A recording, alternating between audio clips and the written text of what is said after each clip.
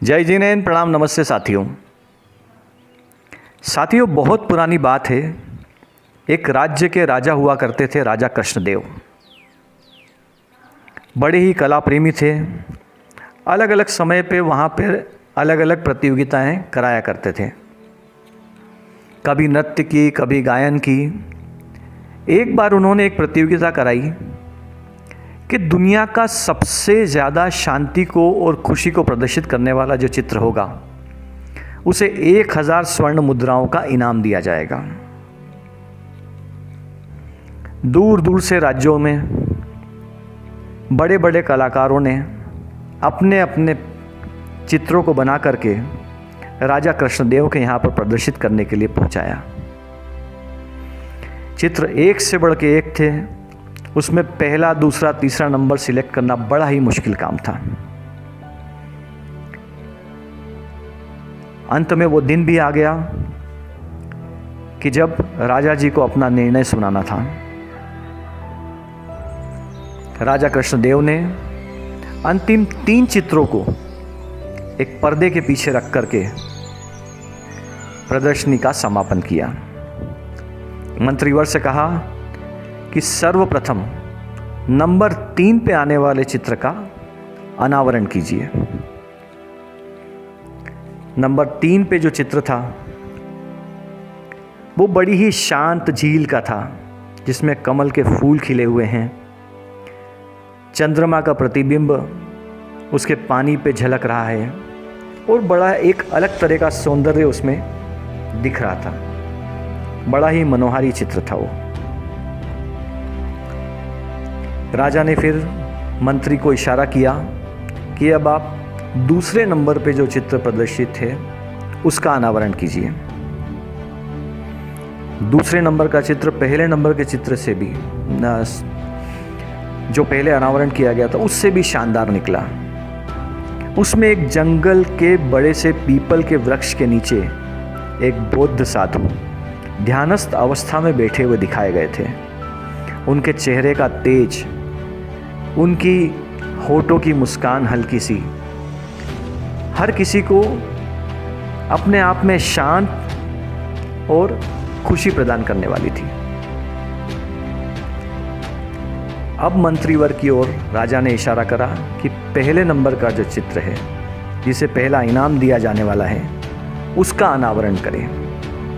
सारे प्रजाजन, सारे नगरवासी बड़े ही उत्सुक थे कि वो कौन सा चित्र होगा जो इन चित्रों पे भी भारी होगा और नंबर 1 कहलाएगा। जैसे ही उस चित्र का अनावरण किया गया, लोग बड़े भौचक्के रह गए। बोले, ये क्या है? मंत्री ने भी जब वास्तव में उस चित्र को देखा तो बड़ा ही किंतव्य विमूढ़ हो गया और राजा जी से कहा, राजा जी कहीं गलती तो नहीं हो गई?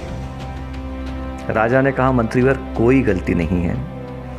यही वो चित्र है जो कि पहले नंबर पे आया है और इसे ही 1000 स्वर्ण मुद्राओं का इनाम मिलने वाला है। मंत्री ने कहा, राजा जी, ये चित्र कहाँ से शांति का प्रतीक हो सकता है? इसमें तो युद्ध भूमि का दृश्य है। चारों ओर रक्त ही रक्त फैला हुआ है।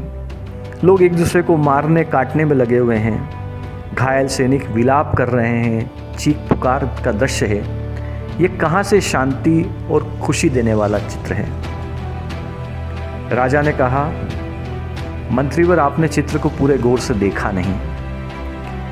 इस चित्र के कोने में एक छोटी सी टहनी पे एक पक्षी का घोंसले में 2 छोटे छोटे पक्षी बैठे हुए हैं और वो बड़ा पक्षी अपने परों को फैला करके उन छोटे छोटे बच्चों को धूप से बचा रहा है। और वो छोटे छोटे बच्चे कितने शांत और सुंदर और सुरक्षित अपने आप को समझ रहे हैं। मंत्रीवर, अनुकूल परिस्थिति में तो सब जगह शांति और खुशी दिखती ही है, लेकिन प्रतिकूल समय में जो शांत और खुश रहे वही असली विजेता होता है।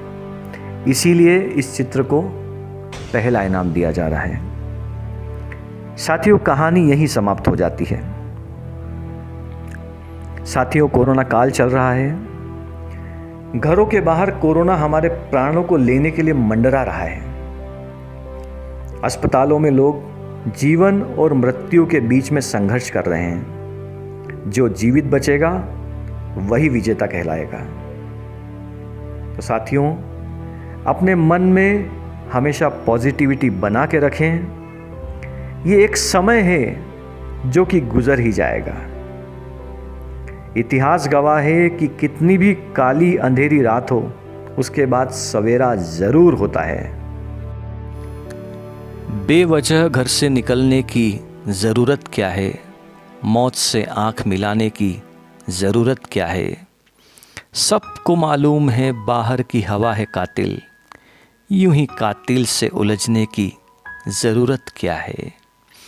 ज़िंदगी एक नेमत है, उसे संभाल के रखो।